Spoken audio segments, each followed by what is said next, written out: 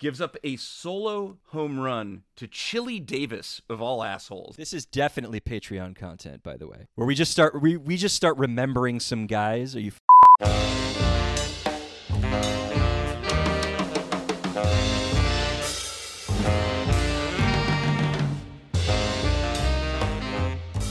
And welcome to Expected Own Goals Preview Edition. I'm your host, Eric Morgan, a former soccer writer for Howler and Deadspin. And I'm Evan Davis, analytics columnist for Equalizer Soccer. Portland Thorns, North Carolina Courage. That is our agenda today. We will be talking with our colleague over at American Soccer Analysis, Arianna Cascone, about the Courage later in the episode. But first, we have to deal with Vancouver of the South, the Portland Thorns. Oh, Canada. You know, Portland's always had a vibe that was a little less American than other cities. That is also true about the football team. You lean into the lumberjack aesthetic from top to bottom so heavily that you bring a guy with a chainsaw and a log to your soccer games. Yeah, it's only natural that people are going to link, you know, the provinces to the north with whatever business you're getting into in the northwest corner of Oregon, eh? Yeah. You know, if you're a Canadian national team fan, I think you're probably real jazzed about this season, you know, for the Portland Thorns, as you've been for many seasons. We've talked a lot about this team this offseason. It's only natural. I mean, they're the most successful team in the league, historically. Historically, and last season, I think we both agreed that over the course of the regular season, they were the best team in the league again. Mm-hmm. There is that nasty habit in the NWSL of being the best team, not necessarily resulting in winning titles. Yep. And that also happened for the Thorns. Sure did. I think it's kind of hard to talk about the 2022-2023 season for the Portland Thorns without addressing the elephant in the room of the impending sale and the massive tragedy of the Paulson-Wilkinson-Thorns era. The tragedy that ended it, the Paul Riley of it all. Just the incredible distrust that I think ownership sowed with its fan base and with its players. That the team was sort of impervious to a lot of that stuff last season was surprising, at least to me. It's also the second year in a row that they managed to keep their talent going on the field while everything was sort of burning down around them off of it. Because, I mean, the Paul Riley story breaks at the end of the 2021 season. Mm-hmm. A year later, Sophia Smith wins the NWSL MVP, and the Thorns march their way to their third title. Then, a few months later, the 2023 season begins, and they are just as good, if not better, than they were the year before.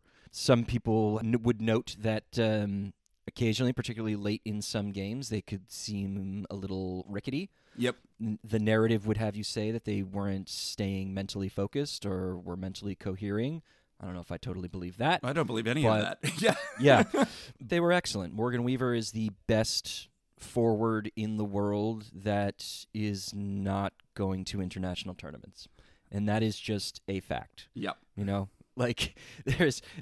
Zambia is at a World Cup, therefore you get to count Rachel Kundananj in that category. But Weaver, for whatever reason, is not being rated by either Vlatko Andonovski or, from the sound of things going forward, maybe not the Twyla Kilgore, Emma Hayes tandem for this next cycle. And they are fools because there is no better strike partnership in the league who have played together up to this point than Weaver and Smith. They demonstrated just how incredible they were last year again.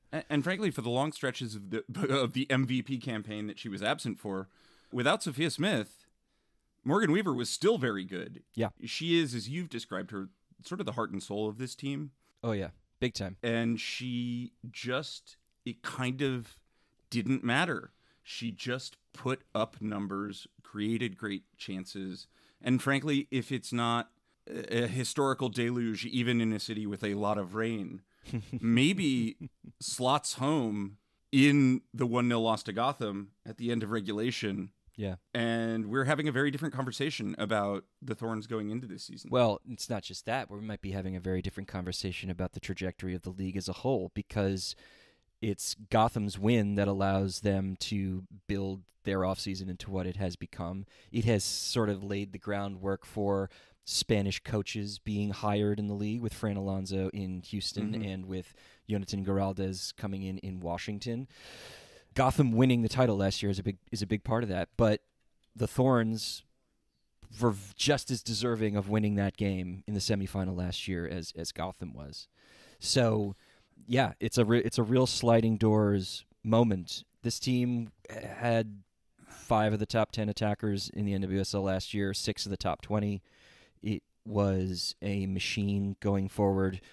Sam Coffey, MVP finalist, probably the best all-around number 6 in America.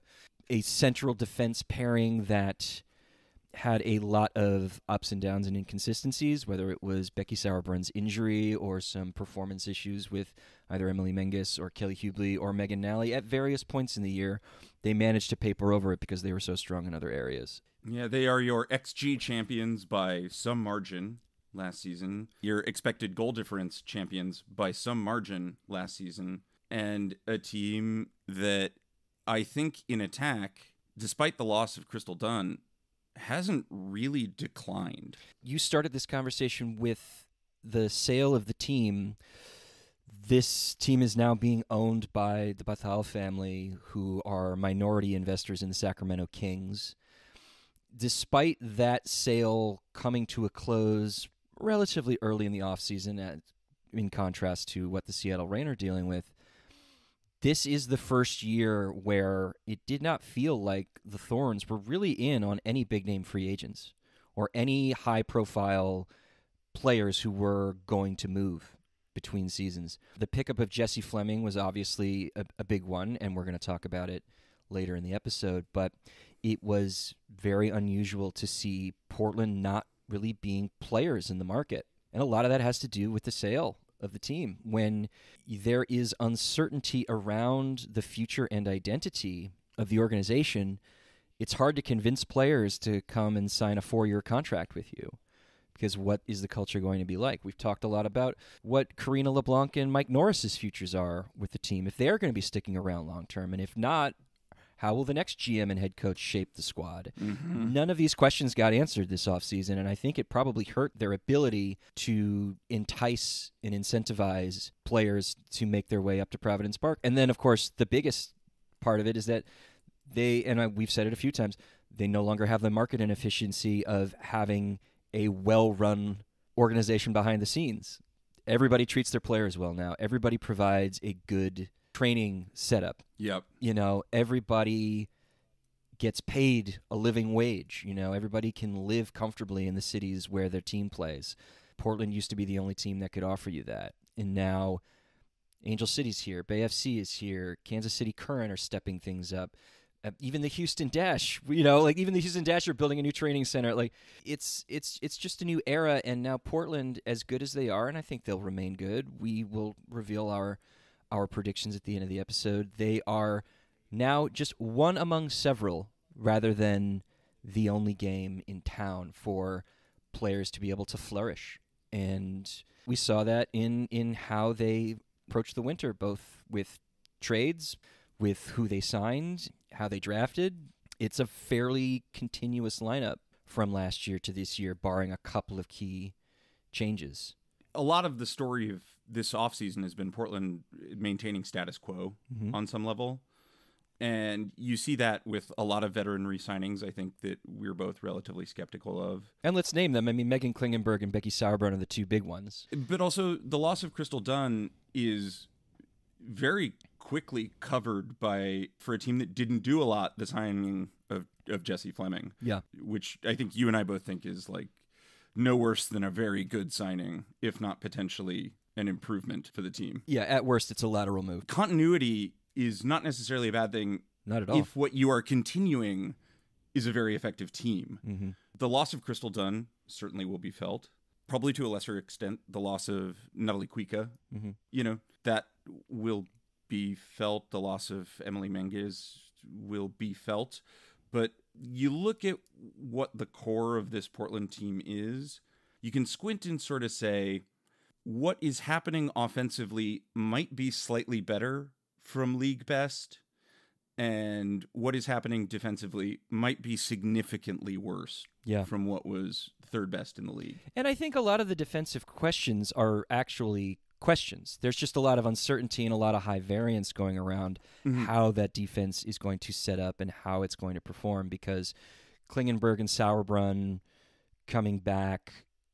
Klingenberg had a pretty good year, Sauerbrunn much less so, both injury and performance-wise. But the targets for LeBlanc and Norris have been primarily to find cover for them in younger players, players from overseas, players who we don't have a lot of data on to necessarily judge or project how they'll perform once they're in a new and much more physical and competitive environment like the NWSL. But that does seem to be the plan, whether it's Nicole Payne coming in from PSG, Marie Mueller coming in, Isabella Obaze coming in, all fullbacks, all center backs, very clearly targeting where Norris might need to rotate a lot as the season progresses and as the grind really sets into their Klingenberg and Sauerbrunn's weary mid to late 30s bones. And all of those are unknown entities in the NWSL. And I think that the day one starting 11 center back pairing of Kelly Hubley and Becky Sauerbrunn, has a track record. Is it the best center back pairing in the league? Yeah. No, it's not close anymore. It's like, is it sort of middle of the pack? Yeah, I think probably. Portland is probably counting on a pretty big step forward at fullback from Reina Reyes. Reyes, who's getting a lot of minutes, spelling Klingenberg. It seems like she's going to get the keys to the car a little bit more at fullback this season.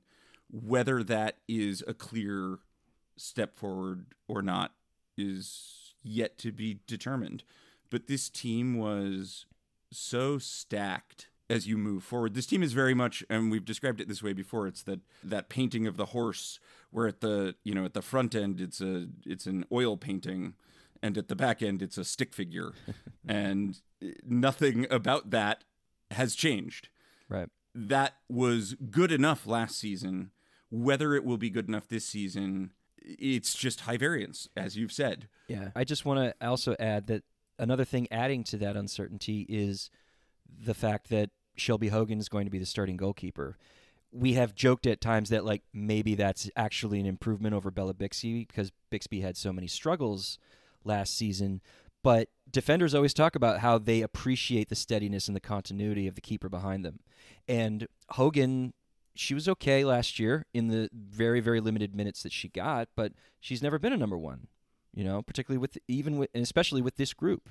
So how do they gel? It's a lot easier when you have Sauerbrunn sort of quarterbacking everything from behind, but it's just yet another piece. It's yet another wrench in the gear, fly in the ointment, pain in the ass, to run through John McClane's sayings. That it's hard to know how fleshed out that stick figure rear end of the horse can become. Now, what's unfair is you replace Crystal Dunn with Jessie Fleming, and also, oh, by the way, in that stupid way that some managers talk about how someone returning from injury is a new signing. Well, it kind of is, because Christine Sinclair is now going to be moving to the bench. Well, who might be coming in to figure out how to fit in as a number 10/right winger along with Hina Sugita and Olivia Moultrie? Oh, it's just Janine Becky. Yeah. It's only little old Janine Becky. And again, injuries are going to be a question mark for every team in the league. I think more so with Portland, just because of some of the aging that you have going on. That's not Becky's problem per se. But a healthy Janine Becky drastically improves this team. Yeah. The loss of Rocky Rodriguez will be felt, but it was a place that Portland had a fair amount of depth and still do. And you have Sam Coffey, still the best defensive midfielder in the league, as far as I think, in a holistic sense, what we look at, coming off a season where she really announced herself as such. And then you push a little bit further forward and you start talking about what 1,200, 1,500 minutes of Olivia Moultrie might look at. And that is real exciting and real good. There is nothing to believe based on how she has performed in, albeit limited minutes at the Gold Cup with the U.S. Women's National Team, nothing in that to believe that Moultrie is going to hold serve or take a step back. and it's because she started so much younger. Yeah. But she's kind of got that like LeBron James thing, and I'm not comparing her to possibly men's basketball's GOAT, but what I'm saying is from an age of 13, 14, a huge burden of expectation put on a player to emerge as like the next thing. And at no point in her evolution have you said, yeah, she's kind of not doing that. Right. You know, like she is developing into the player that people thought she might be. Yeah. And that coupled with Soph Smith and Morgan Weaver is just terrifying. We saw it in the quarterfinal between the U.S. and Colombia late in the second half. Sophia Smith comes on as a late substitute. And there she is, driving through space, cutting back end line, and who's in the middle of the box ready to receive her shot and fire at first touch is Moultrie. Yeah. That's an incredible attacking relationship that is being developed both at club and international level. And it's almost unfair when you lose a talisman like Sinclair to the bench. You just move Moultrie in. You lose Crystal Dunn. You move Fleming in. You just all of these options going forward are really not only incredible just on a raw talent level, but I think they seem to have a real tactical understanding of how to play together. It's just a remarkable amount of like fluid cohesion from the front. Like the defensive work rate that some metrics say isn't there for the Thorns, other metrics say is there. I mean, they took more shots from winning turnovers in their opponent's defensive third than any team in the league last year. 55 shots from grabbing the ball and turning it over in the most dangerous part of the place that you can. Mm-hmm. Like, that suggests high tempo, aggressive, heavy metal football that perfectly suits the technical abilities of both Smith and Weaver.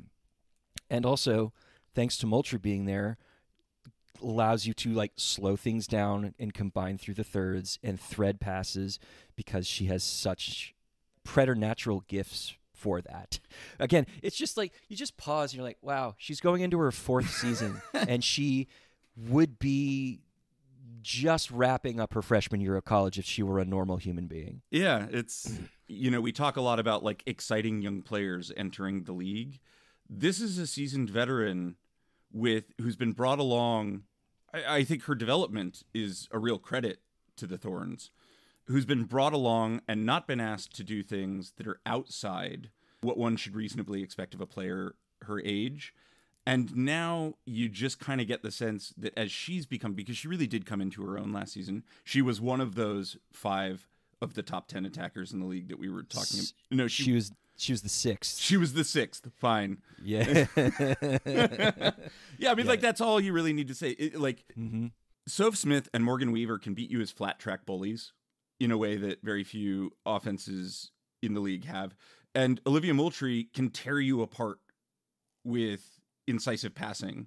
Yeah. And so the Thorns continue to possess many ways to break down and beat a staunch opposition. Mm-hmm. That over time has proven to be slightly less successful in knockouts, but over the course of a regular season is a thing that you look at and you just go, yeah, well, that sauce works. Mm-hmm. That's going to be fine. Mm-hmm. And so when I think about problems that exist for the Portland Thorns, they are on the horizon, but as far as the personnel that is going to be on the field for the 2024 season, those are not really the problems. You don't see those problems in the present day immediately. Like, there will become a bill due sometime. The question about how due it is this season remains pretty up in the air for me. And I think that there's also a question about how much the Thorns have stumbled into these analytics monsters and how much they're game planning for that. Yeah. But the decisions they've made as far as personnel are concerned in the midfield and in the attack are pretty impeccable, pretty unassailable choices. Most of these signings do not fall at the feet of either Norris or LeBlanc because the core of the team was built before either assumed their current positions. A lot of this team is the result of the work that as awful a human being as he is, Gavin Wilkinson, and as lovely a human being as he is, Mark Parsons, did a few years ago. That being said, you still need to know what you have and trust it and let it play. And as you say, the problems that they have long term, you can kick those cans down the road. Sophia Smith and Morgan Weaver are out of contract at the end of the year. To lose either would be a big deal. And Smith, believe you me, is going to test the market. She's not going to sign a team-friendly extension. But she's here until November. So right on, boys and girls. This bridge season between an uncertain future and a very successful past is both, I think, analytically and tactically true, and also is a narrative that sort of aligns. That perception, I think, is fair. Yeah, and the Washington Spirit are kind of going through the same thing, where Michelle Gong had like a season and a half or so or almost 2 seasons to get herself settled and her vision ready to bloom, but it hasn't been until this year that it's happened. And so Bethals are most likely going to have to do the same thing. They know what they have now. They're going to let it ride, and then a big transition is coming. You hope that with the sale now in place, that means Providence Park is not going to be not sold out for the season, which was the correct decision by a great many of the supporters to boycott Thorns home games in 2022 and 2023. And there's a lot of trust that needs to be rebuilt there.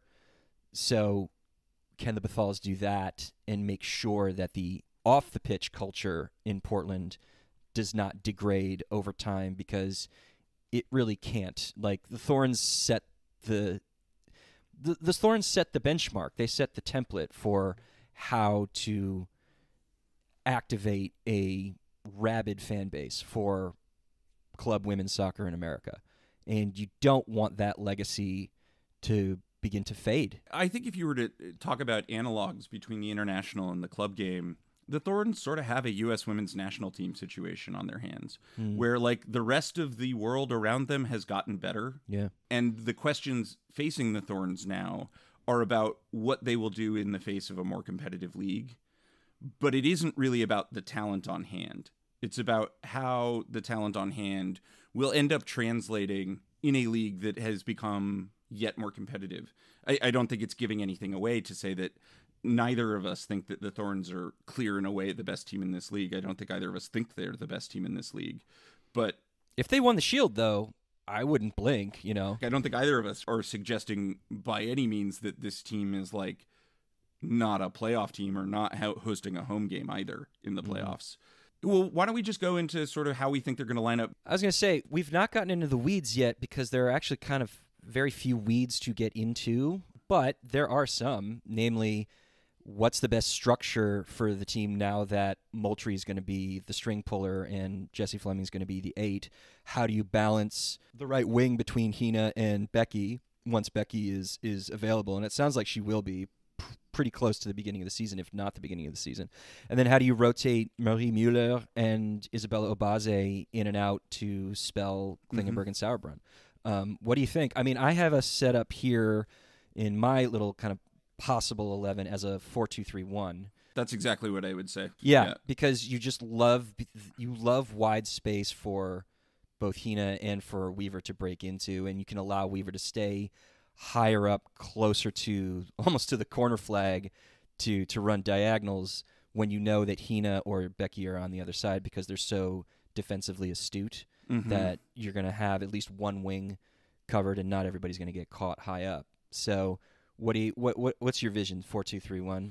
Yeah, I think it's a 4-2-3-1 with Coffey staying home more of the double pivot there. Coffey staying more at home. If it's the triangle that I think we're thinking about in the center of the park, a little asymmetrical triangle with Coffey deeper. This team feels very predictable, and not in a bad way, about just sort of how they will be deployed. They don't have the questions that, as you've been doing these lineup thought experiments, like I can imagine you struggling to get to a third tactical system that this team was playing, because it's a glut of attacking talent that you try to fit on the field, and that's actually a problem more about minutes and distribution and getting peak performance out of people than it is about optimized 11s, because there are a lot of plug and play pieces. It's really like do you want to play with a 3 front with Weaver, Smith, and Sugita Hina/Becky, or do you want them both withdrawn a little bit more to be able to run into space? That's really, if you're just talking about tactics and like spacing on the field, that's sort of the only question here. Really, it's the bigger question is like it's chemistry and cohesion. Like, how do Moultrie and Becky develop a relationship? Where do you play Reyes? Do you keep her on the left? Do you move her over to the right? You know, Müller is more of an unknown quantity, so do you want to just make her the backup left back and trust that Reyes can invert on the other side? You know, how much of a relationship do Obazi and Hubley need to develop early so that feels settled rather than having to just like stick Obazi in when they have to? I don't know if I have the answers. I'm curious if you have any thoughts. I don't know what that back four will be. Yeah. I think it's probably going to be different by the end of the season than it is at the start. Exactly. I don't know, and I don't know how good it will be other than it will be competent. Yeah. Likely. And competent, given the attack, is more than enough. Yeah. We've joked a lot this offseason about there being a lot of 5-3 games in Portland, and that's an exaggeration, but also it strikes me as if I think they're going to give the keys to Reyes a fair amount. I expect to see her probably on both flanks, depending on other personnel decisions. I think you're going to see Klingenberg's minutes managed again. I think the top center back pairing is Hubley-Sauerbrunn, right? Yeah. And there's not really a question about that. No. There's a question about how many minutes Sauerbrunn can go. Right. And what the next best pairing is after that. There's not really a question about whether Klingenberg starts or not. Right. It's really just like what percentage of the minutes available over the course of the season are we going to see Megan Klingenberg play? And there's a question about how much Reyes will get used, where, and in what situations, but not a question that you're going to see an uptick in minutes and that there is, to some degree, a measure of trust. And then you go into the midfield and into the attack, and you don't have really questions about that. But I guess, I mean, is there still too much of a black box around? Like, Müller is the one we have the most data about because she plays. Sure. She played for Freiburg. She's been playing in the Frauen-Bundesliga, starting regularly and getting a lot of playing time. Obaze, not, because she's been playing in Denmark, and then Payne just played so few minutes for PSG that we don't really have much on there. But do you have an instinct about, like, when you say, like, it all depends on players around her and position, like, what is going to be the best environment for Reyes to thrive when she is on the field? God, it's really tough. I feel like it's probably left back. But I say that with like such hesitation because I want to see it. So you would invert Klingenberg in that regard, in that situation? Yeah. Or would you play Müller at right back? Like, what would you do? I don't. Again, it's like I've not watched enough Müller to know. And I think you look at the numbers and they don't like jump out at you. And it's really a question of like how everyone is brought along to fit into the team. I think you see what that backline looks like in July. I think it's pretty clear what like day one that backline is to me. You have Klingenberg, Reyes, Sauerbrunn, Hubley. Do I think injuries pending, age curve, all that stuff, do I think we could be talking about 3 different players taking up the lion's share of minutes by July? Yeah, I actually do. But that's about like slowly bringing along and getting players bedded in and tactically adjusted. So you need to see what these guys are all about. Because there's continuity and where Portland finished in terms of XGA last year, I look at the 3rd best team in terms of expected goals against, and I think they can eat some drop-off there, especially if they are slightly better in attack, and still be fine. And that's not the kind of I don't think that any other team, just given what their goal differential was last year, can sort of have that cushion and comfort. So I guess I sort of put the defense aside for a second and say, yeah, no, it could become calamitous. I just don't think that's the likeliest outcome. Right. And even if it is calamitous, I think that what happens in the midfield and in the attack is so extraordinary. Yeah. That the calamity has to be really bad for them to suffer a great drop off. And that I think that sometimes we get, particularly in off seasons, we can gas ourselves up about like shiny new things, and a team that doesn't make a shiny new team signing, even when it appears like that's maybe the right thing to have occurred, would bringing in a shiny new fullback and a shiny new center back have probably changed how you and I rated them going into the season? Yeah, maybe. But like, is that the correct assessment? I don't know. I'm a little less certain about that just because of the level of performance that was there, that existed last season. I don't know. What do you think? What is your backline to start the season? Like, because I know that I think that you are more Portland skeptical than I am, but I don't think you're like Portland skeptical. No. And I think, yeah, I mean, the day 111 is obvious. Yes, you got to have Klingenberg, Reyes, Sauerbrunn, and Hubley. I don't think there's any question about that. I'm sort of even posing the question of like what players would Reyes work best with, and like what chemistry you might find, and like what side she would play on.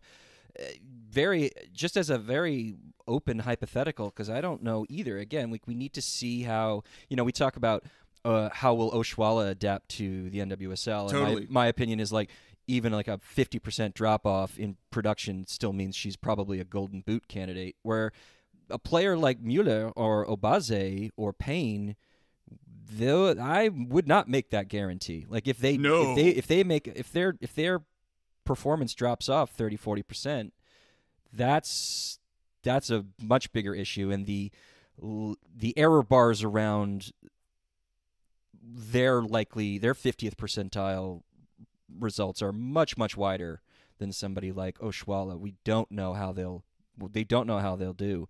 So I am in agreement.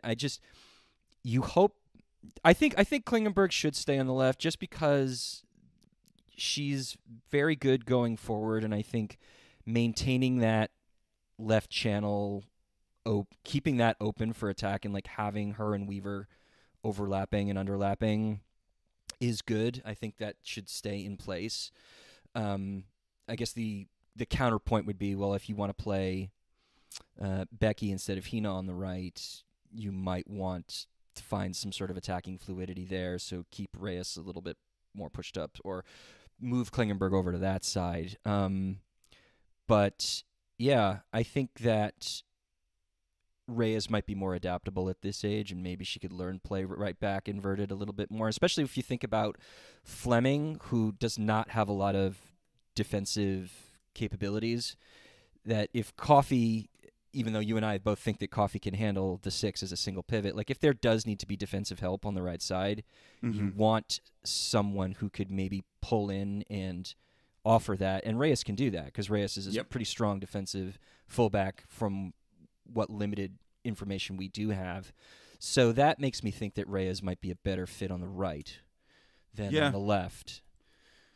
But I also, the thing that is really tough, and we talk about this a lot with sort of defensive metrics, it's just it's so much more system dependent. Sure. And we just are less able to assess how pieces, particularly from other leagues, will fit into a tactical system in Portland. And you sort of have to defer to Portland's history of kind of hitting, like having a pretty high strike rate on signings, and say, I don't know if they're going to get it right. This might be the year that we go, wow, Portland's a mess and the front office needs massive overhaul, and that these were just colossal problems. Go on. Well, let me put it to you this way. Yeah. Fleming likes the right side. That's where she tends to find the most joy. Absolutely. So, that is space where there probably will just need to be some kind of defensive cover at some point. I think that's right. And so even if Reyes, even though we can't necessarily like 100% accurately, or even 70 or 60% accurately measure descriptive defensive performance, and certainly can't necessarily predict or project it with any kind of precision. We do know that Reyes is a defensively minded fullback. And so to invert her and fill some space as Fleming pushes forward will help cover areas where teams can get in behind, you know. And similarly, in the other direction, Hina is so good at the same thing that you can pull Hina in, move Moultrie a little bit further wide, and, you know, as Fleming might push past Hina and still have space. Space won't be exposed unnecessarily, you know, in a balance like that. They got 656 minutes out of Reina Reyes last year in the league. And in that time, she proved herself to be, if nothing else, a competent defensive player who offered you little going forward, but was a solid enough passer of the ball and seems to be hatchet-y enough that she can work on either side. I continue to think that with Portland, I'm comfortable saying I don't know, but I also think it's going to be fine. Right.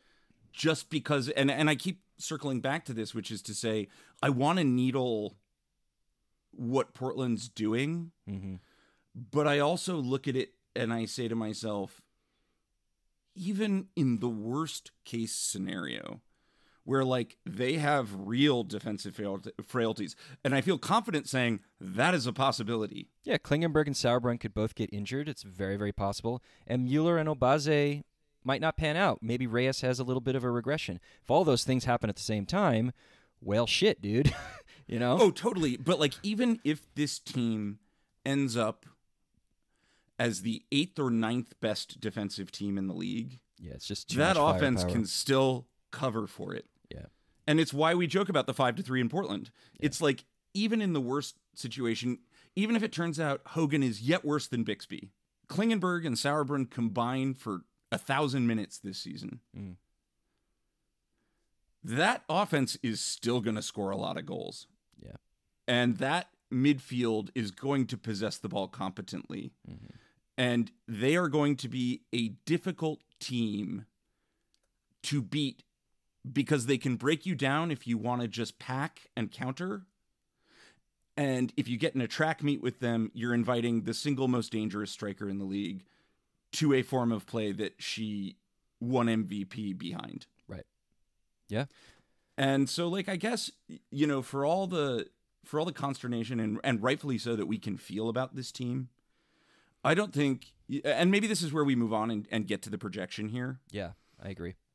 I don't think, and I'm happy to say this, that as I was considering the tiers that exist in this league, I think we both agree that Gotham is the best team in the league. I'm not spoiling anything for anyone to say that.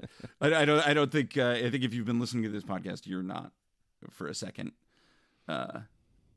concerned at all about where Gotham belongs.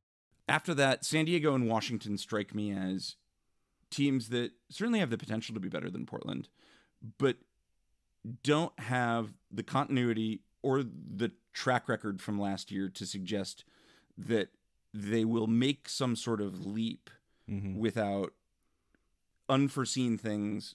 You know, like, look, Jaden Shaw could be a baller. San Diego could concede 7 goals all season. That will be a very difficult team to beat. But there's nothing that San Diego's added that makes me look and say, you know, I really think they clipped Portland here.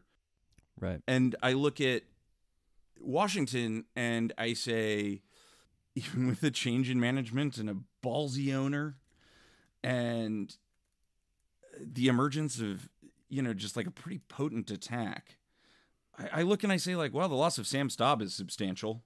And we've talked about Bay, and we both love what Bay has done.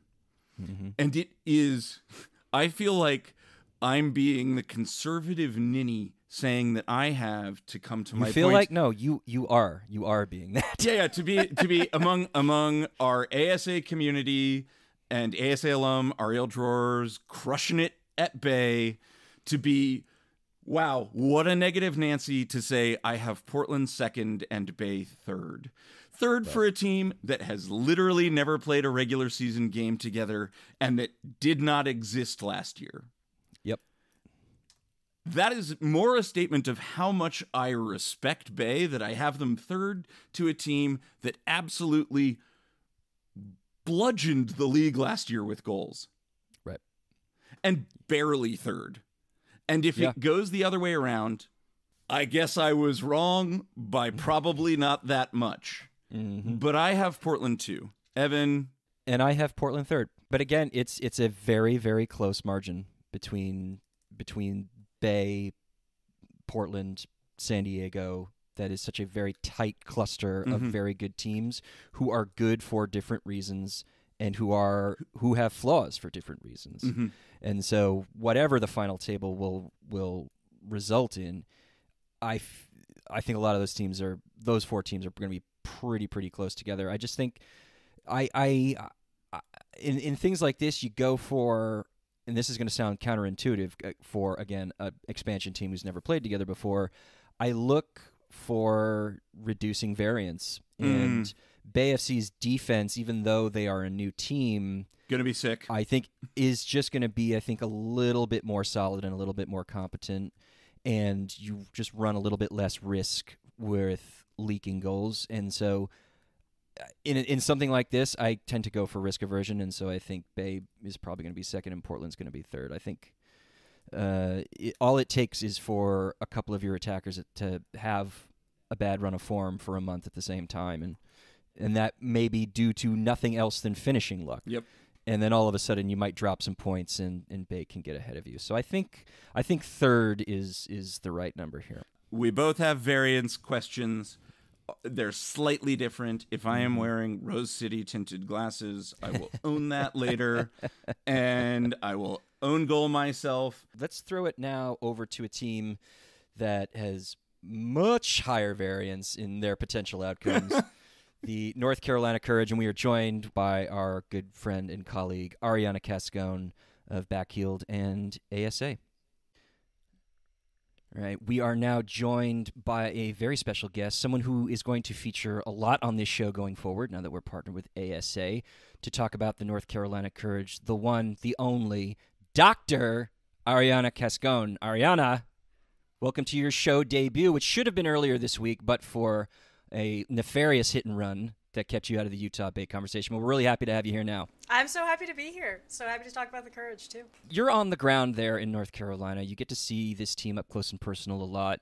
Take us through their 2023 season, which I think Eric and I both agree was probably a little puffed up relative to their finish and the maybe attention they got for the so-called possession-based identity that Sean Nahas finally instilled in them, which is real, but of course it does need to produce results. So up close and personal, what did the Courage look like to you throughout the year?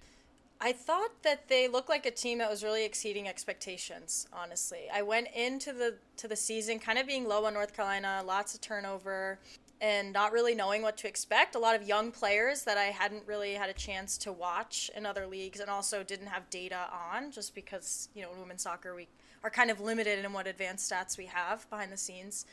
And then the Courage kind of come out and they start turning heads, and it was almost like vintage Courage underdog type of thing, which is an annoying bit by them.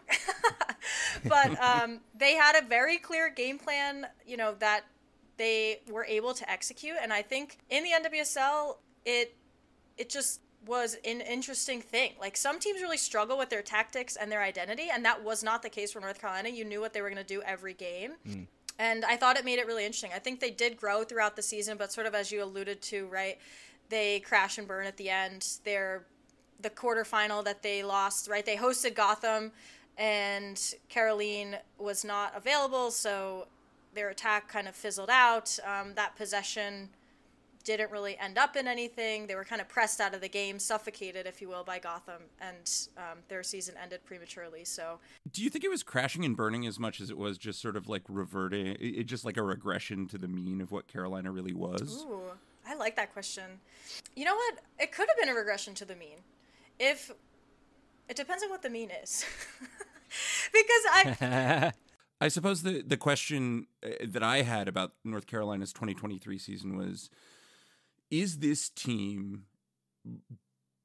beating what I can look at on a spreadsheet, doing something special that I am not quite seeing, or is this team actually just kind of mid and about to be exploited by a team in an individual game with a better plan of action? Here's a data point to potentially back up that idea that by ASA's non-penalty XG differential model, no team was luckier than the Courage last season. They beat their non-penalty XG differential by 6 goals. Yikes. And the second place was San Diego with 4.9. So it often did feel like they flattered to deceive, particularly if you think about how that quarterfinal concluded. Without Kerolin, who scores the goals?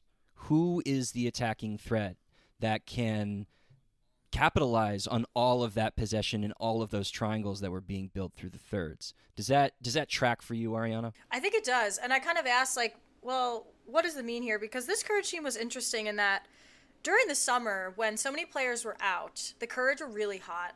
And I think if we dug into kind of like what was driving that luckiness or those underlying numbers, I bet it's kind of a handful of performances. Like they put 6 goals up on a team in one game, and they were kind of like goals that, like, how are you scoring these goals, right? Like they're threading the needle, they're shots from out far, like just kind of mind-blowing things that are maybe not replicable. And so I kind of like this thought process. It's making me question whether I was maybe a little bit too high on them because they exceeded my expectations so much. Yeah.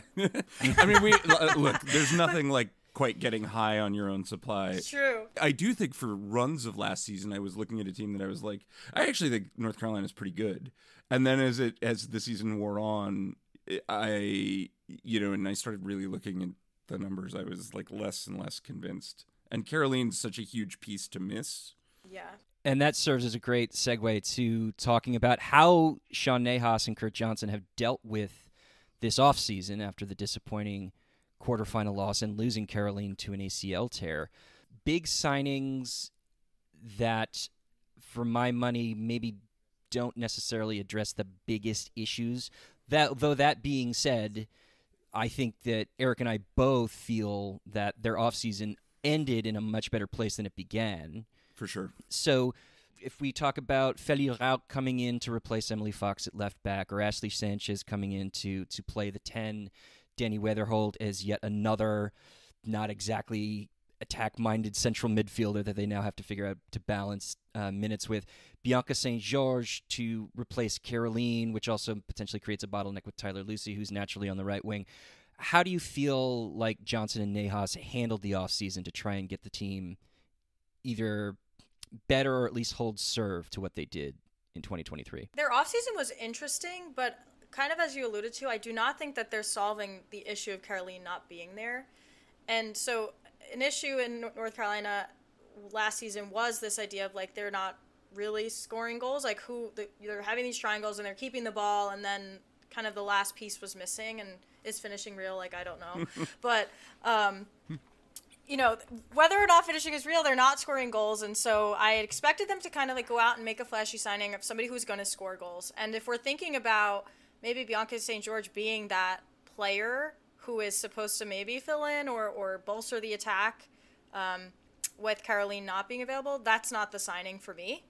I am most excited out of this list about Feli Rauch. Is that how you say her last name? Yeah, it's like Rauch. Okay. Thank Evan you. is the pronunciation king. No such Perfect. need to follow. he dropped a Paraguay the other day. Paraguay. That's awesome. I need that. No, but I'm most excited about that signing because I think at times, I mean, Emily Fox is a great player. I'm not going to take that away from her, but at times I think her kind of inclination to always be inverted and try to overload the middle did not always suit the Courage. And it's something I kept my eye on all season. And honestly, Sean Nahas was asked about it in post games last year, and he kind of harped on this idea that Emily Fox was struggling with when to go and when to stay. And it became very obvious. Like, she was kind of opting to invert when she maybe didn't need to, and then the Courage were getting beat on that side of the field because she was nowhere to be found. So I'm kind of interested to see if this fullback signing is going to maybe just be a better fit in Sean Nahas' system. What do you see in Rauch that you didn't see in Emily Fox as a like-for-like sub? Like, how do you see Rauch being deployed? I'm really trying the Evan pronunciation thing, by the way. So I will be honest, I haven't watched a lot of her, but I did look at her numbers. And, I mean, I see that she is a really good passer at most distances, which is not dissimilar from Emily Fox. But something that that stood out is that she gets dispossessed way less and she crosses a lot more. And I don't know if that is kind of like a league thing or if it's driven by the way that her team played. Well, Wolfsburg certainly is a cross-happy offense. Yeah, and the Courage used to be. Yeah. Right? Like, that was part of their identity, and then now they're doing this possession thing, which will they revert to crossing a lot now that Kerolin, who is, not going to be able to dance through defenses, won't be there? I don't know. But, yeah, I mean, she's a fullback that really likes to get forward based on her numbers, right? Like, shot creating actions in the 94th percentile, goal creating actions in the 99th percentile. She's been a pro since she's 18, like an international pro since she's 18. She's got a ton of experience. I think it will be it'll be an interesting swap. I guess this is probably like a personal bias, but you just always feel like there's a steadier hand at the till when a German is holding it, And something about Feli Rauch just feels settled. This, again, she's in, as you say, she's been a pro for a decade. She's going into her age 28 season, playing with a team that made a Champions League final a year ago. There is a ton of seasoning, and in a way feels even more representative of the Europe to NWSL transfer flow this winter than maybe the flashier, bigger names might represent, because it's going to be a bigger test as to whether or not she can perform in an environment this strenuous, and she is going to have much more tactical responsibility than, say, like an Asisado Schwala, who's just expected to run in behind and score goals. So how does Rauch fit in both with the Courage as presently constituted and into the broader league in 2024? Let's all ponder that for a second. Yeah. It was such a good question. I'm speechless. No. I'm Well, maybe let's talk about Ashley Sanchez, because that's obviously the big name here. And it is a place on the field where the Courage didn't really have a natural number 10 last year. They used a lot of central midfielders for progression at different times, but there wasn't necessarily that dedicated advanced string puller in the way that Sanchez was. Actually, if you look at the heat maps, Denise O'Sullivan was very often the most advanced midfielder throughout a lot of the season, which is wild to say. But Ashley Sanchez now is there for one job and one job only, which is to get the ball in the box and connect passes in the attacking third. But as Eric has pushed back on at times, especially when we talked about the cost of this trade for the Courage and what they had to give up to get her, and what maybe the numbers bear out in recent seasons, what do you think Ashley Sanchez is now, Arianna, and how does she play with this attacking unit? I think that's a really good question. I was kind of looking at her numbers and I was a little bit underwhelmed, and I don't want the Sanchez stan to come at me because I think she's a good player. But I also think if you look at her on the Spirit, we're just talking about the eye test, you look at her on the Spirit, and the star of that team was Trinity Rodman. Right. Like, Rodman was the one who was making things happen. I don't know that it was always Sanchez. And Sanchez, was supported in the attack by Hatch and Rodman. I feel like her responsibility is going to be different on the Courage, and so she's going to kind of have to play make in a way. I know she can do that. Can she do that consistently enough to be impactful game after game for the Courage? I'm not, given that their attack is kind of maybe not as strong as it can be with Kerolin out. I feel like maybe she also has some goal-scoring responsibility as well from deeper positions, just because if we look at the depth in attack, it was a tough time for them to score goals with Kerolin last year. This year, it's Tyler Lucy and Bianca St. George that they have to rely on. So they need a third option in order to take some shots on frame. And can Sanchez do that? When I look at Ashley Sanchez's numbers, I see a really great rookie season that's been followed up by 2 pretty underwhelming next seasons. And I wonder if tactically it's not just she kind of needs to be a focal point in a way that she couldn't be in Washington. And as Washington improved, it just became more dynamic. Ashley Sanchez featured less prominently because offensive responsibility was spread in a way that it hadn't been. And now stepping into a system, particularly with the absence of Kerolin, she is going to be depended on. And there is a player 2 years ago, 3 years ago that you go, oh yeah, that player can be depended on to create a lot of offense and to really be a catalyst for effective attacking. It just isn't the Ashley Sanchez we've seen over the last 2 seasons. But still young enough, new system. I feel like this is a good brand new start for a player I still have questions about, but is a necessary new start in her career trajectory. Whether she solves those problems, whether she's really effective, if she's able to regain the attacking form she had as a rookie, I think North Carolina is a much improved team. If she isn't, if she's sort of the version we got last year, I'm pretty concerned about North Carolina's ability to score goals, just because I don't look at Bianca St. George or Tyler Lucy and say, that's an elite attacker. I see, at best, a league average set of attackers. Is there a place deeper down the roster that might be able to step up and contribute in a way that we might not consider? Olivia Wingate, in very limited minutes, looked pretty good last year, albeit very, very limited playing time. Rikako Kobayashi is going to be available this year, and she didn't get a game last season. Haley Hopkins is on the line. It gets thin kind of quickly as you keep moving down the depth chart. But where are some super sub late goals possibly coming from?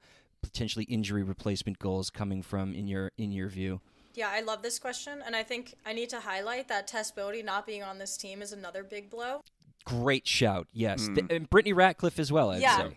Players who aren't necessarily superstars that were key depth pieces. Yeah, Bodie, she was played at Duke, so it's a little hard for me to admit that. But great player, came back from injury last season, and I was really impressed. I think she was a player who's really good at threading the needle for North Carolina and made an immediate impact. I mean, not in scoring a ton of goals or assisting a ton of goals, but I think really kind of generating dangerous chances, and her absence will be felt.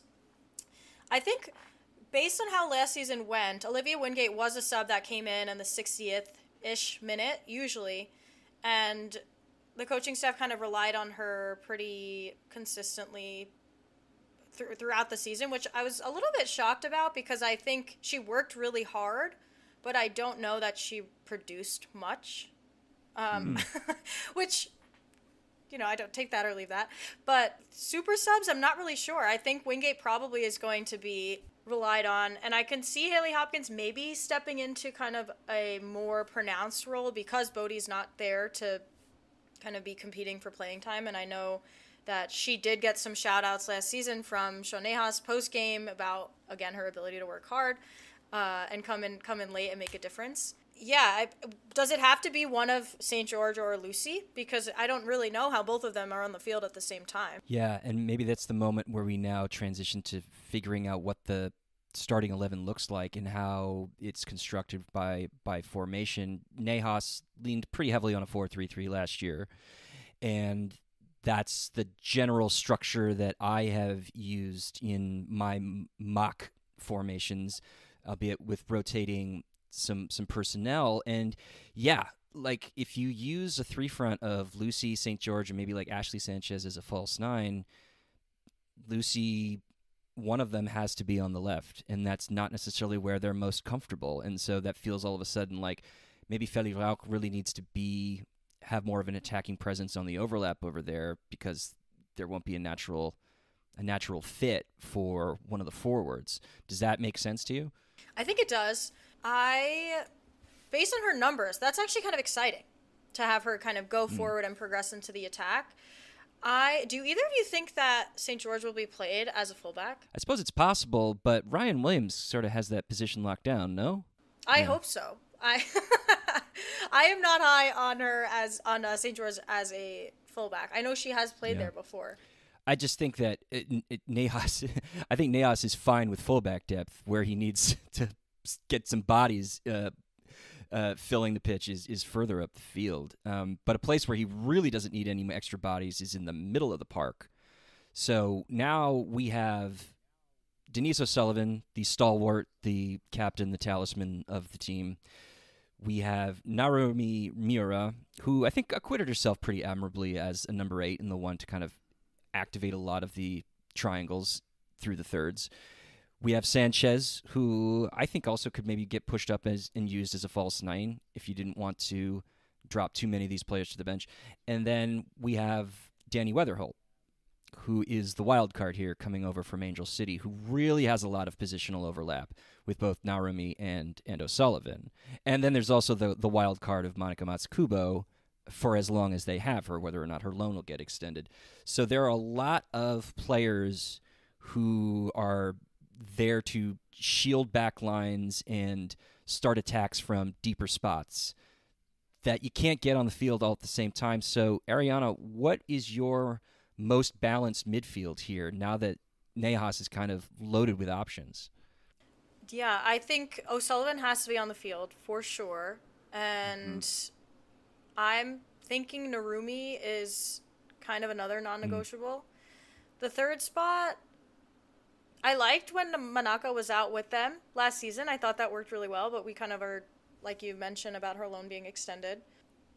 The other option is Danny Weatherholt. I know that kind of doesn't make that much sense because O'Sullivan and Weatherholt at the same time, but I interviewed Weatherholt exclusively for The Equalizer. You sure did. Really great chat. And she said something to me which kind of stuck with me, and it's that she's excited to play with O'Sullivan because she can free O'Sullivan up to move further into the attack. And that is totally not how I was envisioning the midfield looking for the Courage. But if that was a selling point for Weatherholt to come over to the East Coast, then maybe it's going to happen. So then how does that midfield look? Is it Weatherholt working as a single pivot? Are she and Narumi partnered as a double with O'Sullivan a little bit further forward and Sanchez, again, maybe pushed into the forward line? What do you think? Yes, I think that, or maybe O'Sullivan a little bit in the double pivot sort of with her.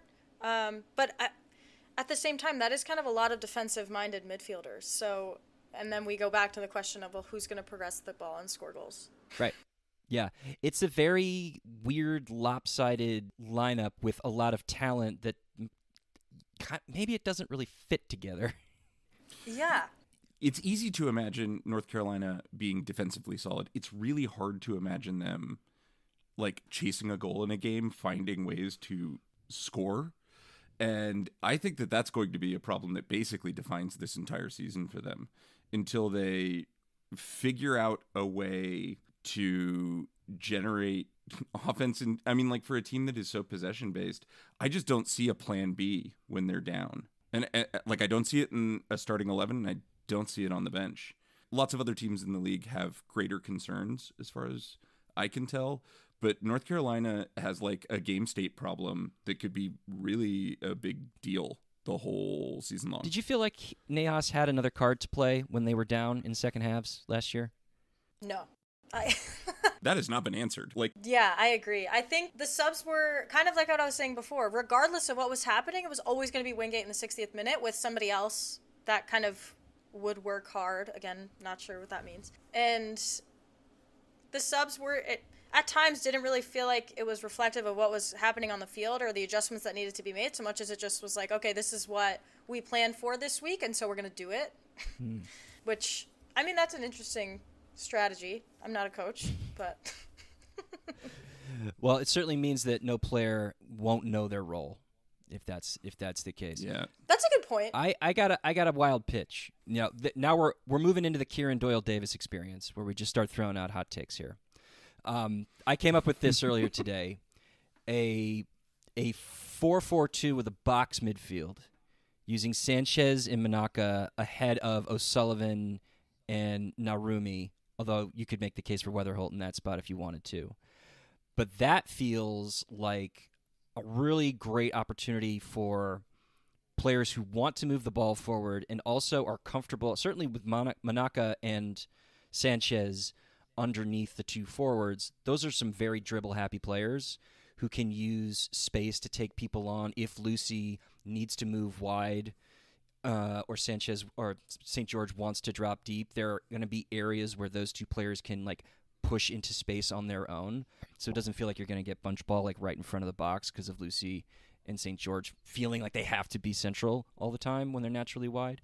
And you still have two players who can feed Sanchez and Monica behind them with O'Sullivan and Narumi, because Narumi's a better passer than Weatherholt. That feels like a kind of exciting and aggressive approach by Nejas. But is he going to go for it? Who knows? Yeah, that would be vintage courage. I mean, returning to the box midfield that they were very firm on leaving behind. Mm-hmm. I'm kind of chewing on that. I don't hate it. I think that could work really well. I kind of like it as lineup optimization is concerned. Mm-hmm. It strikes me as if putting for the squad that currently exists, it is a formation that puts players in positions to succeed that they have succeeded in at other times without really... I look at Manaka and I'm like, that's the one player where I'm like, is that actually a great way to use Manaka? I am less convinced, but everything else, I kind of don't hate there. It just doesn't... I don't often think of a 4-2-2-2 or a 4-4-2 box midfield, however you want to call it, as a great possession style. Mm. I think of it as effective in lots of other ways tactically, sure. But if you want to play in the way that North Carolina was attempting to play last year, it strikes me as kind of a non-starter formation. That doesn't mean that there shouldn't be tactical adjustment and that Sean Nejas shouldn't look at the talent he has on his field and consider, the team identity. But it seems like North Carolina is really committed to their identity. So maybe this is my passive-aggressive way of saying that Sean Nejas should not be committed to that style of play. Yeah, maybe. I don't know. Arianna, what would your coach for a day, what are you doing? How are you deploying a lineup with the talent that's available? I'm putting you on the spot a little bit, but you go for it. No, I like it. I think I probably wouldn't go back to the box midfield just because of... I think they really executed the possession game plan well last year, and so they're going to stick with that. So O'Sullivan, Narumi, and the third one is hard for me. I want to say Weatherholt, mm-hmm.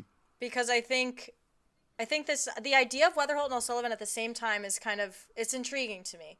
I think Weatherholt she's not a very good passer, so I think if I had to pick between O'Sullivan or Weatherholt, that's just O'Sullivan every day of the week. But I think that Weatherholt has a lot of experience playing possession-based soccer. She can be a box-to-box midfielder. Mm-hmm. We have seen that from her before. Not so much in Angel City, but in general. Yeah. And so maybe, I don't know, I'm kind of optimistic that the Courageous style would suit Weatherholt. And this idea that the two of them playing together could turn out well is enticing. Well, your point is really well taken earlier about the idea that Weatherholt's excitement about playing with O'Sullivan means O'Sullivan just gets to be on the ball more, because that's just not her reputation, but that was what was asked of her last year a lot of the time, and she was quite good at it. I mean, her passing percentage was almost 86%. That you don't see those kinds of numbers from a deep-lying midfielder unless they're Sam Coffey, in the NWSL anymore. So I see it as well, that the idea of releasing O'Sullivan and getting her more into the attack could pay dividends, and it would certainly clear up the logjam that they've got right now. Well, now I'm just thinking, how do you keep Manaka off the field, though? Yeah. Right. Because she was so good. Yeah. Eric, you brought up earlier, is that the best place for her? I like her on the ball. I like her out wide. I like her when she can be moving in between lines and trying to break lines like that.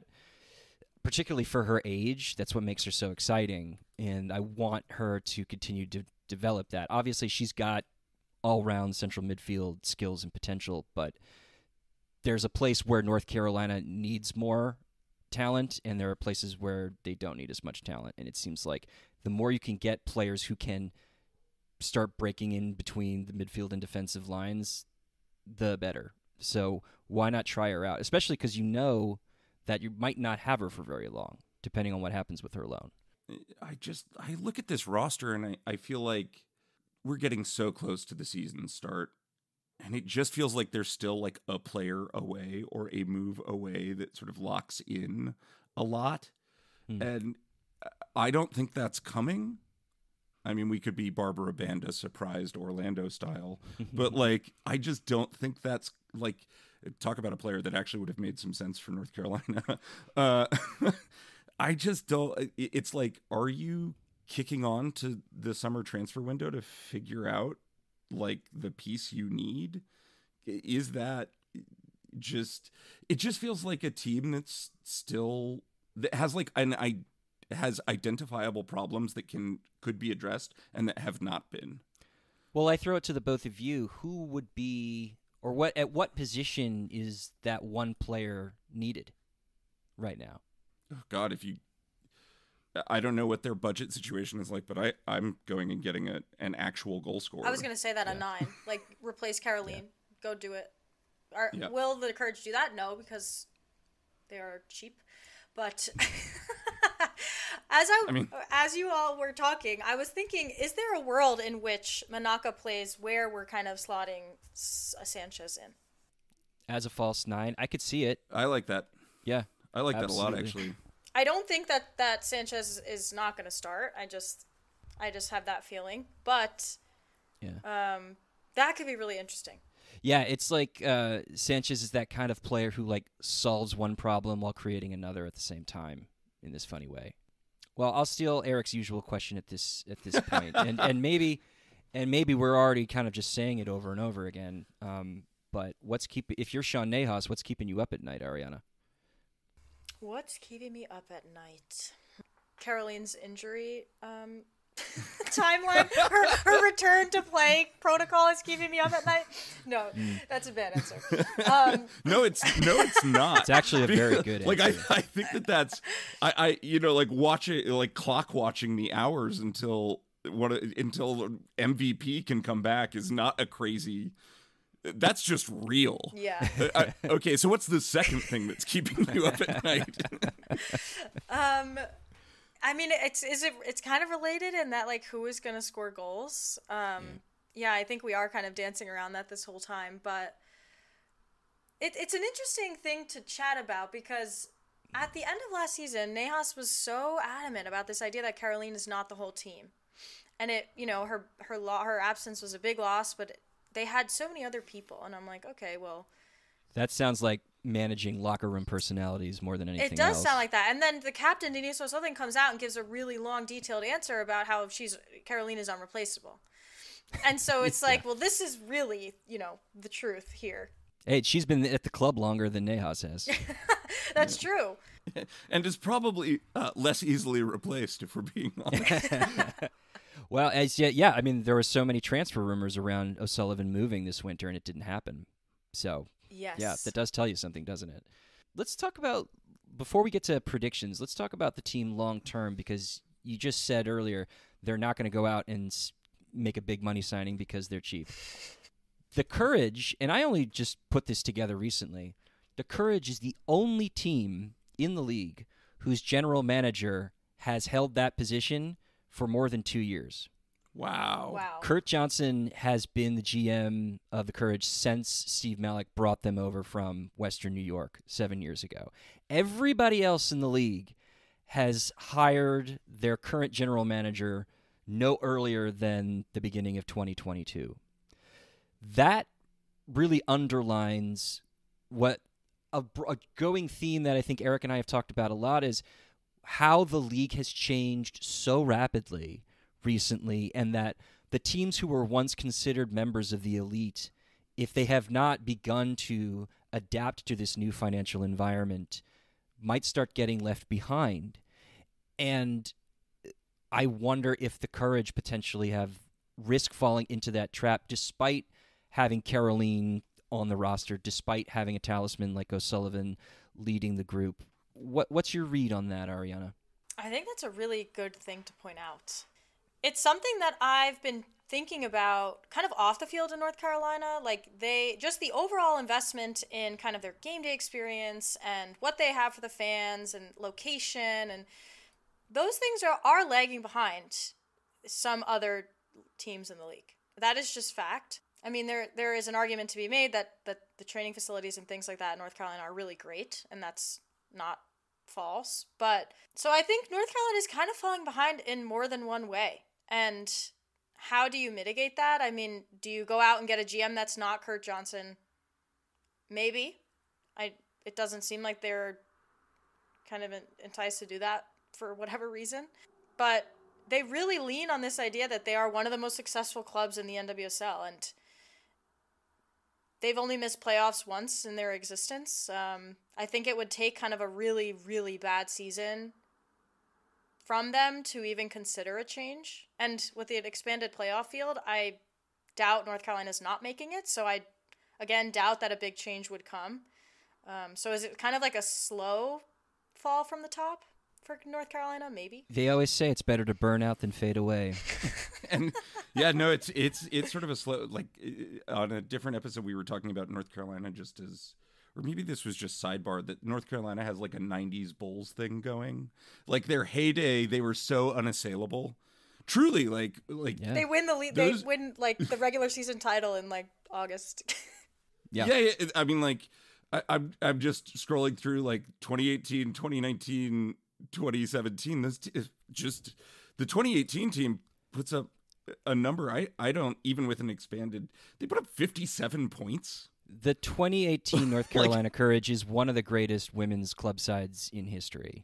Yeah, and like you look at that team's roster and it's just like Dabinia, Lynn Williams, Sam Mewis, Crystal Dunn. You're just like, wow, that just feels so far away from the North Carolina team now. And that if North Carolina ever wanted to have that kind of assemblage of talent ever again, they need to be committed to a financial model that is very different. Like they need to be spending in a way that they simply are not. The 800-pound gorilla in the room, who we're not naming, is Steve Malick, and he has not expressed any interest either publicly, which he doesn't talk to the press very much, unlike a lot of owners, and subliminally by the way that this team is being constructed and the way it spends money does not seem to consider it a priority. You know, teams that want their women's teams to succeed fired their GM and hired somebody else sometime in the last 24 months. So I'm going to ask a question that I think is really speculative and that we just may end up cutting, but I think it's actually worth asking. Is North Carolina, of all the teams currently in the NWSL, like the best candidate for relocation? Or for, you know, like, is North Carolina like the best candidate for ownership takeover? Because it just feels like this league is changing and North Carolina is not changing with it. I love that question. It's one I have been turning over. And I mean, Cary, North Carolina it's not really a big draw. Like, I think it's hard. No, go. Like, I want to. That's what the podcast is for, Arianna. Yeah. So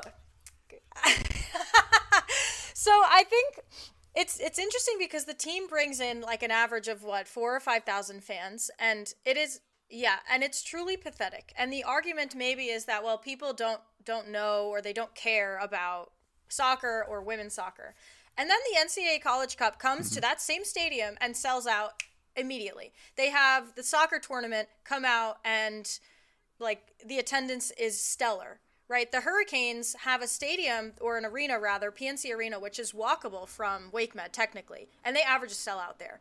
The Durham Bulls, which is a minor league baseball team, within 20 minutes are ranked pretty high in attendance too, right? Like people here care about sports, and this is Carolina's only pro women's team. Mm-hmm. And yet, for whatever reason, people don't know the Courage exists. People do not come to the games, right?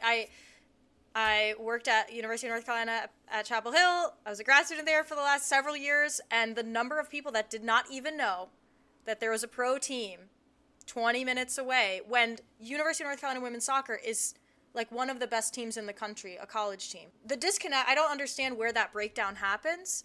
And so is the Courage a prime candidate for relocation? They should not be.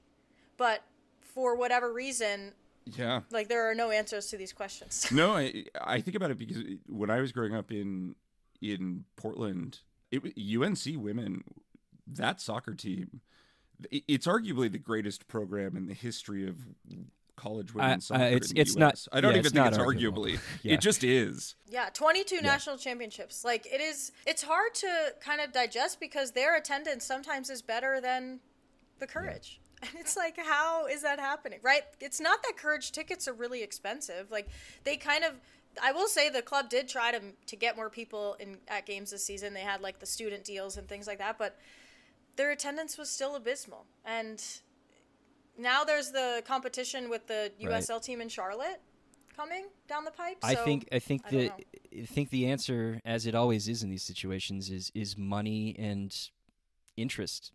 Not interest by the fans or by the community, but by the ownership and the organization as a whole.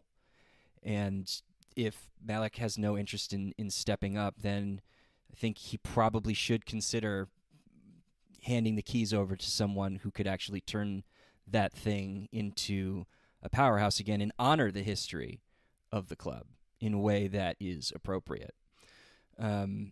So now that we are feeling really happy and chipper about this squad, let's do predictions. And now that we put a rain cloud over the entire North Carolina Courage fan base, not only discussing their inability to score goals, but the likelihood that they maybe should be sold and leave. Let's just go to prediction. Yeah. So how's this team that's doomed going to be this year? Well, I will say that in my opinion, there's this no chance that they don't make the playoffs. Like, if 8 teams are qualifying for playoffs in the expanded field, they're going to be better than, like, the Utahs and the Chicagos of the NWSL. Oh, yeah. In my opinion. No, I think we're all in agreement here. But where in the playoff table do you slot them? Yes, you have to give a number. Oh, yeah. Is the Courage media team is going to clip this, and then I'm going to end up in their end of season. You know what? Then you will just help them. By the way, just help them rally with their backs against the wall because nobody believed in them, and it's all your faults. Who doesn't want to be bulletin board material in a locker room somewhere? No, I get it. No, I think the thing is, we've been saying this is purely for entertainment. This is pure speculation. We fully expect to be wrong about these things, especially in a league like this. Especially in a league like this, where like you could have literally drawn names out of a hat last year and come up with a better table than guessing it at preseason. But that said, just give us a number between 1 and 14. I'm gonna go with 5. Okay, Evan, what do you got? I believe you and I share the same spot, Eric. 6th. We do. Well, this has been an absolute delight. You are going to be able to hear Arianna on the show many, many times throughout the year. We're so excited that she's going to be our new third stooge, as we shall say. She'll be the Mo to our Larry and Curly, but and the one of us who can do math. She is literally. That's so true. You could follow Arianna on all social channels at Arianna Cascone, and you can read her at backheeled.com, equalizersoccer.com, and she is writing some of our season previews for the NWSL over at ASA. You're the best, Arianna. Thank you so much for doing this. Appreciate it. Thank you. Woohoo! And that was Arianna Cascone. You can read all of her writing at Backheeled and at Equalizer, and she's a great Twitter follow too. And I'm also going to link to her doctoral dissertation in the show notes because she's great. And please be sure to rate us, review us, follow us, tell all your friends about us, rate us 5 stars if you're going to rate us at all. Follow us on all social media channels, including Blue Sky at XOwnGoals. That's the letter X Own Goals. And if you think we have an own goal, not about our predictions, but anything else, please email us at expectedowngoals@gmail.com. That's the letter expectedowngoals@gmail.com. Unless Portland finishes 12th or below, in which case, yeah, you can just light me up online. Yeah, that's fine. We will see you guys next time.